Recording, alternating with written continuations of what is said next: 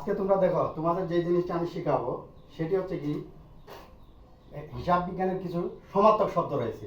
যেমন মানুষের কি নাম থাকে, কি থাকে, নাম থাকে। একজনের কি একের অধিক নাম থাকে কি না, একের অধিক নাম থাকে। তাহলে আসো এই হিসাব বিজ্ঞানে কিছু কিছু নাম আছে যেগুলোর আরো বাড়তি নাম রয়েছে, সেগুলোকে আমরা কি বলি, সমার্থক শব্দ। সিনোনিম পড়ছো, সিনোনিম, সিনোনিম পড়ো নাই? সিনোনিম মানে কি, সমার্থক শব্দ। সিনোনিম মানে কি, সমার্থক শব্দ। তাহলে দেনাদা কি আছে এখানে দেখো, স্বাভাবিক, আমরা স্বাভাবিক, এত বিচলিত হওয়ার কোনো কারণে স্বাভাবিক হয়ে পড়বো। কোথায় বুঝাইতে পারছি? তোমরা সবাই বলো দেনাদার। কি বললাম? দেনাদার। দেনাদারের আরেক নাম কি? দেনাদারের আরেক নাম প্রাপ্য হিসাব। তারপরে দেনাদারের আরেক নাম কি? দেনাদারের আরেক নাম কি? পুস্তক ঋণ। দেনাদারের আরেক নাম কি? পাওনাদার। দেনাদারের আরেক নাম কি?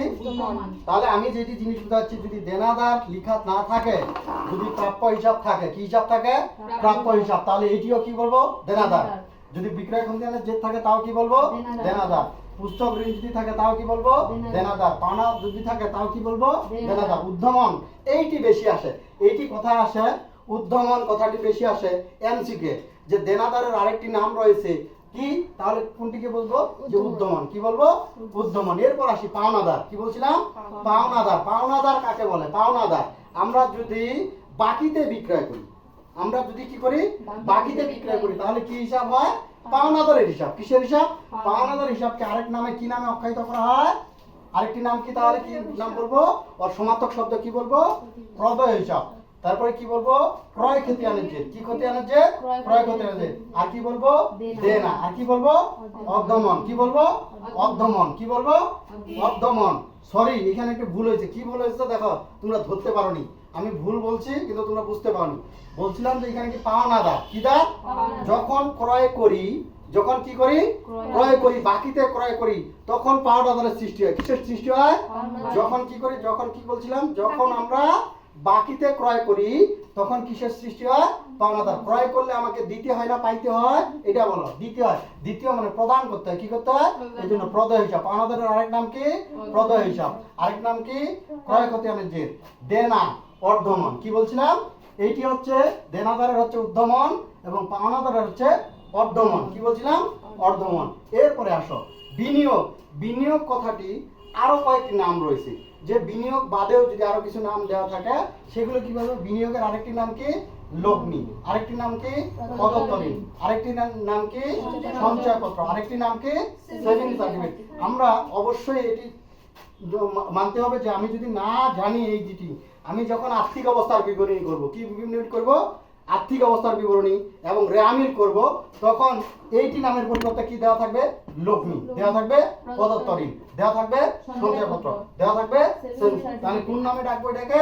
ওর নাম তাহলে বিনিয়োগ। এটির নাম কি? বিনিয়োগ। এরপর আসো ঋণ। কি বলছিলাম? ঋণ। ঋণ শুধু ঋণের না, ঋণ বাদেও আরো কিছু লেখা থাকতে পারে। গৃহীত ঋণ, তাও বুঝবো কি? ঋণ।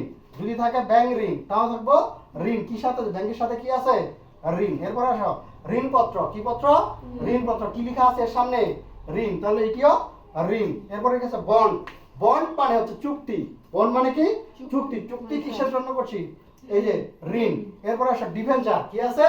ডিভেঞ্চার। এটি মানাও ঋণ। এরপরে আসেন কি বলছি? ক্রয় ফেরত। কি ফেরত? ক্রয় ফেরতের আরেকটি নাম বহি ফেরত। ক্রয় ফেরতের আরেক নাম কি? বহি ফেরত। কি ফেরত? বহি ফেরত। বিক্রয় ফেরতের আরেকটি নাম কি? আন্ত ফেরত। বিক্রয় ফেরতের আরেকটি নাম কি? আন্ত ফেরত। এরপর আসো ব্যাংক জমা অতিরিক্ত। কি জমা অতিরিক্ত? ব্যাংক জমা অতিরিক্ত কাকে বলে তোমাদেরকে একটু জানিয়ে দিই। ব্যাংক জমা অতিরিক্ত কাকে বলে? ব্যাংকে আমি 10,000 টাকা রেখেছিলাম, ব্যাংকে আমি 10,000 টাকা রেখেছিলাম, রাখার পরে ব্যাংক থেকে আমি 15,000 টাকা নিলাম। কত হাজার টাকা নিছি? 15,000 টাকা। তাহলে 15,000 টাকা, কত টাকা বেশি নিলাম? আমি রাখছিলাম 10,000। তোমরা বলো কত টাকা রাখছিলাম? 10,000। নিলাম কত? 15,000। কত টাকা বেশি নিছি? 5,000। তাহলে এটা ব্যাংক থেকে আমি যেটা নিই অতিরিক্ত নিছি। কি নিছি? এইটাকে ব্যাংকে যা আমার জমা ছিল তার চেয়ে বেশি টাকা নিয়েছি, সেটাকে ব্যাংক জমা অতিরিক্ত বলে। সেটিকে কি বলে? ব্যাংক জমা অতিরিক্ত বলে। ব্যাংক জমা অতিরিক্ত নাম, এই অতিরিক্তের আরেকটি নাম কি? Bank overdraft. এটিকে ইংলিশে বলা হয় ব্যাংক ওভারড্রাফট। এটাকেই বলা হয় ব্যাংক জমা অতিরিক্ত।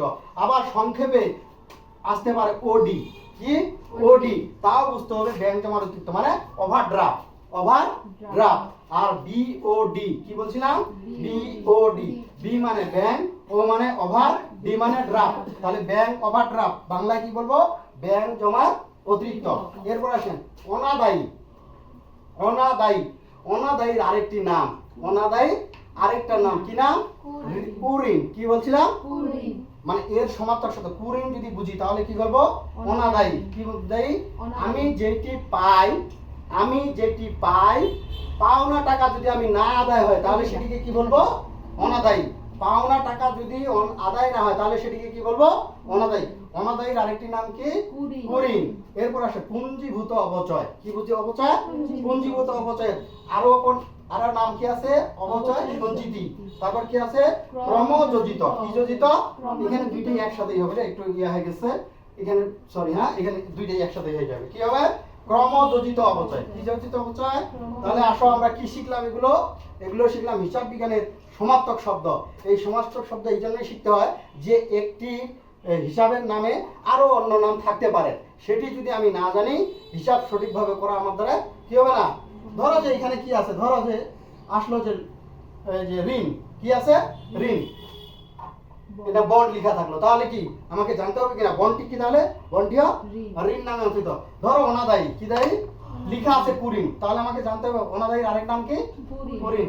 তো তোমরা অবশ্যই বুঝে গেছো যে সমার্থক শব্দ জানলে আমার কি হবে, এই হিসাবগুলো বের করতে সহজ হবে। রেয়ামিল বলো, আর্থিক অবস্থার বিবরণী বলো, এগুলো করতে আমার সহজ হবে। তো তোমরা অবশ্যই এই ভিডিওটি দেখে সমার্থক শব্দ করলে তোমাদের রেয়ামিল, তারপর হচ্ছে আর্থিক অবস্থার বিবরণী এবং সকল সমস্যা যেগুলো আমরা একই নামের সমস্যাগুলো ভুগি, যেমন আমরা অনেকেই বুঝি না বিক্রয় ফেরত, আন্তঃফেরত বলে, তোমরা কি করো, এটি আবার কি জিনিস, এটি আবার কি জিনিস নতুন। এই জন্য এই ভিডিওটা দেখলে তোমরা অনেক উপকৃত হবা। তোমরা অবশ্যই এই সমার্থক শব্দের এগুলো নোট করতে পারো, তোমরা একটু স্লাইড স্ক্রিনশটও নিতে পারো, তোমরা এই ভিডিও চলাকালে স্ক্রিনশট।